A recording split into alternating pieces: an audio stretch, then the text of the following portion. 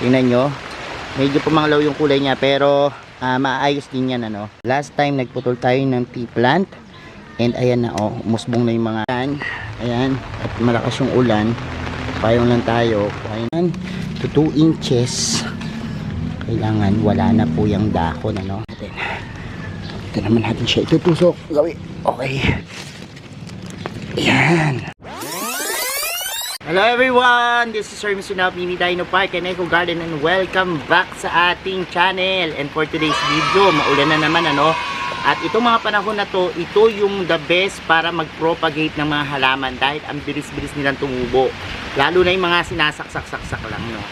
At pag-uusapan natin ngayon at gagawin ay magpo-propagate. Siyempre, ano, yung ipopropagate natin, tea plant, no. Pero meron din akong ililipat na variety naman ng tea plant, ano, yung gold wheel na tinatawag. Pakita ko sa inyo kasi napansin ko na pag ganitong panahon at hindi sila nalalagay sa maaraw na pwesto, kumapanglaw yung kulay nila. So ililipat natin yan doon sa pwesto natin na naaarawan. So samahan nyo ko ngayong araw na to. Kung ready na kayo mga ka-MDP, tutok lang po.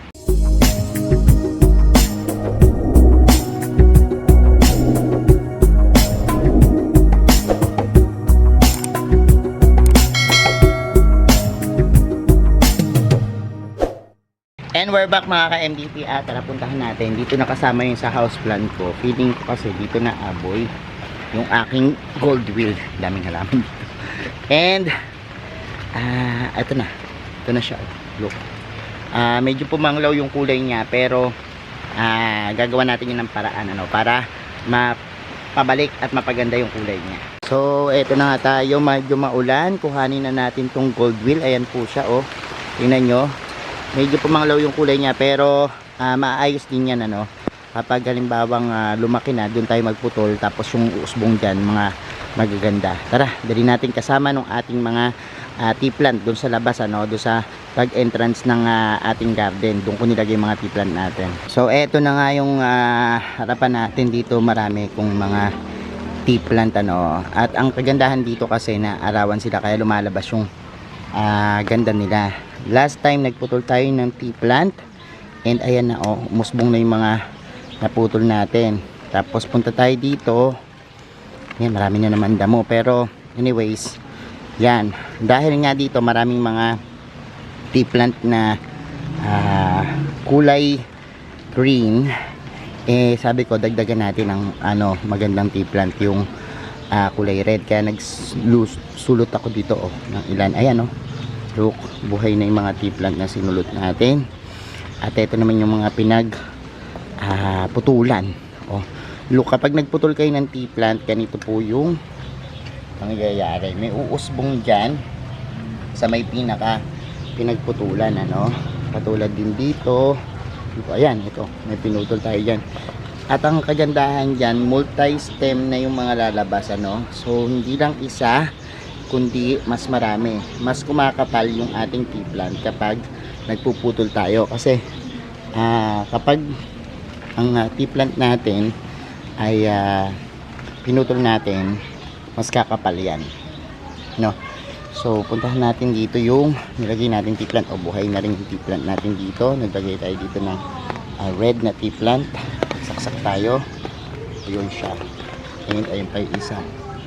So ngayon, gusto ko na maglagay dito ng tea plant na gold, yung kanina, no? Kasi feeling ko mas gaganda sila. So dito kasi, yan, dito tayo maglagay sa may area na to. Kasi dito, yan, o, kita nyo, nawala na yung mga palagi nating halaman. Hindi ko pa yan naaayos. So ngayon, bago ko ayusin yan, dadagdagan ko na dyan ng isang tea plant para meron tayong tea plant dito na lumalaki, tsaka gumaganda yung korte, no.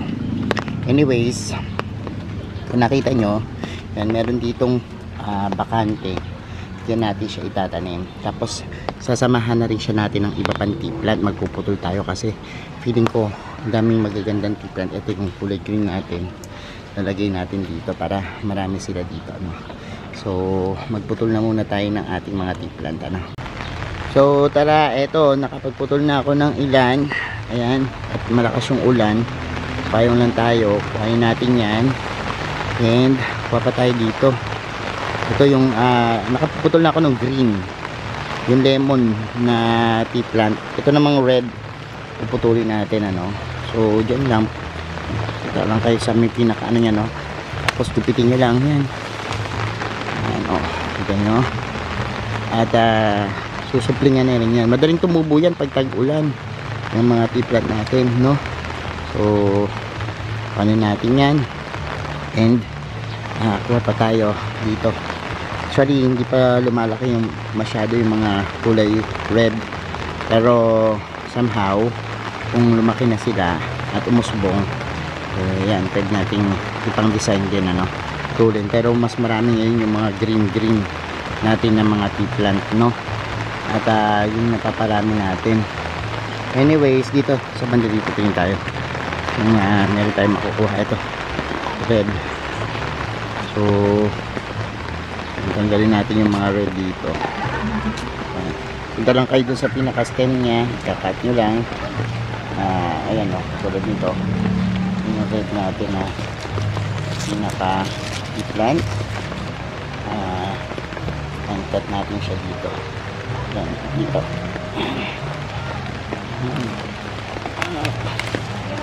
Ayan, nakapin natin. Ayan yung pinagkatan. So, ayan, tatanim din natin to. Saksak lang tayo. Puro saksak lang gagawin natin. Medyo maulan. Yung isa lang ililipat natin. So, nakakuha na ako ng ilan sa ating mga tea plant. Red, green, yung mga green. Ayan. So, ito yung red. So, tara simulan natin yung pagtatanim at maulan. So, eto na, tumigil na ang ulan at makakapagtanim na tayo. At syempre, dito tayo, unahin natin dito. Yan. Dito sa area na to. Saka ko na lang siya i-design kapag halimbawa di na maulan, ano. Pero kuha tayo kutsilyo. Kasi, yan, kung napansin nyo, itong tea plant natin na to, uprooted na. Tingnan nyo, meron ng mga tumutubong pinaka roots dun sa kanyang pinaka tea plant doon sa mga ano niya, stem, no. Ayan, makita nyo. So ibig sabihin yan, kailangan niya ng dagdagan ng lupa, or kaya naman dapat iba una ay transfer na, no. Pero ngayon ang gagawin natin is transfer natin. Hukayin lang natin ng konti dito. Yan. And yan, sayang kasi yung ganda nitong ating mga halaman dito. Nung binagyo, talagang nawala na yung ganda at di ko pa maayos kasi ulan ng ulan talaga. And gusto kong ayusin to kapag halimbawang hindi na masyadong maulan. So dito naman yung isa natin lagay yung ating gold wheel. Ganda ng dahon nito kung halimbawang malalantad o matatampak sa araw, no. So unahin natin tong isa, uproot natin yan. Yan, dito natin lagay yan. Tapos lalagyan natin siya ng mga lupa dun sa pinaka paligid, no. So lalagyan natin yung lupa and diretso na to. Yan, kapag diretso na sa pinaka lupa, mas lalong lumalaki yan. Pero ito hindi natin patataasin ng mataas na mataas kasi kakat ko rin to, katulad nung ginawa natin sa ibang plant para maparami natin. So yan, this one, yung isa naman madali natin sa pagkapat, madali lang naman yung yan. Dito naman sa kabilang side yan. Tapos saka natin mamaya lalagyan ng design yung pinaka harapan niya ng mga iba-ibang kulay na tea plant para nang sa gayon ano naman, ibang impact mangyayari sa kanya kapag halimbawa meron siyang mga yan. So ito kasi hindi na binalikan ng Meralco, hukay-hukay, pero yan, hindi niya inayos yung mga halaman natin dito. Pero anyways, tayo na lang mag-ayos. Yan, ganyan, nakaganyan siya. So ito, I hope gumanda yung kanyang mga tubo, ano, after ng ano, kunin natin yung mga tea plant natin dito. Ito, yung mga nandiyan. Makinat natin, meron tayo ditong dalawang red, yan, tapos dalawang kulay green. So yan yung ating i-design doon, sasama natin doon sa dalawa nating gold wheel na tea plant. Yan. Yan, dito natin i-design, kapare-pareho sila para sa pagbungad pa lang natin maganda na. So ang gagawin natin is itutusok lang natin to. So kapag naghiwa kayo ng mga tea plant, tanggalin yung mga dahon doon sa pinaka dulo. Yan, kasi ang kailangan lang natin yun nasa ibabaw. So mga 1 to 2 inches kailangan wala na po yung dahon, ano. So tanggalin natin yung mga dahon. So ayan, to pwede na. So gagawin natin is tutusok lang po natin yan pag ganyan, oh, yan, sa lupa. Pag natusok na yan, yan, meron tayong ano, ito wala naman to dun sa pinaka ano, kita yung pinaka dahon niya natanggal na sa taas. Ito walang dahon, and pwede natin yan ilagay naman dito. Yan, tapos yan, tingnan lang natin yung lupa, and ayan na. So meron na tayo ditong mga tea plant, no?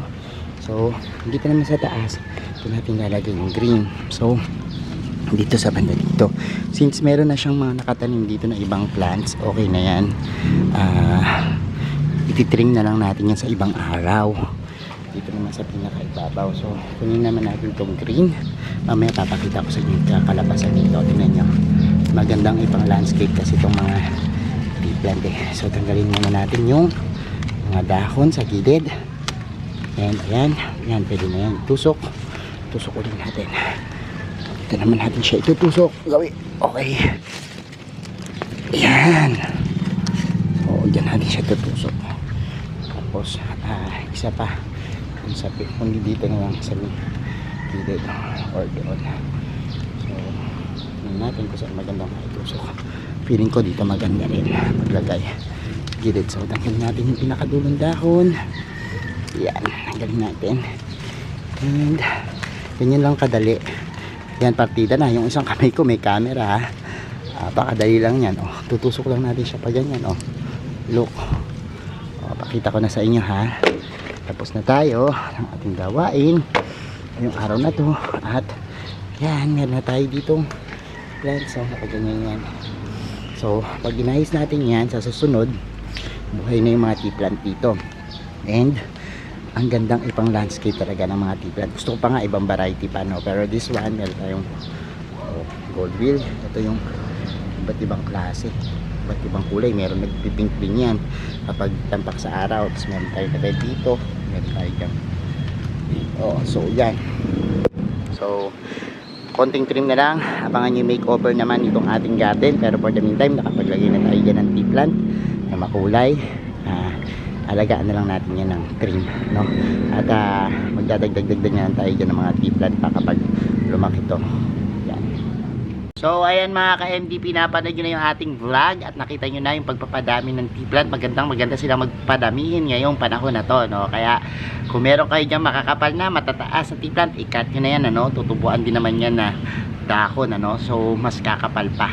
And thank you so much sa inyong panonood ngayong araw na to. Sa mga hindi pa po nag-subscribe sa ating YouTube channel, kung bet na bet yung pagkantong usapan, plants and gardening, mag-subscribe na po kayo, no? Huwag niyo pong kalimutang i-hit yung notification bell para laging updated sa aming latest uploads, pati po sa iba't iba nating social media accounts, sa ating TikTok, Instagram, Facebook pages. Search na po Hermes Sinao or Mini Dino Park Connect Garden, makikita nyo na yan. Salamat maraming mga ka-MDP. This is Hermes Sinao, sasabi sa inyo ng happy planting. Bye!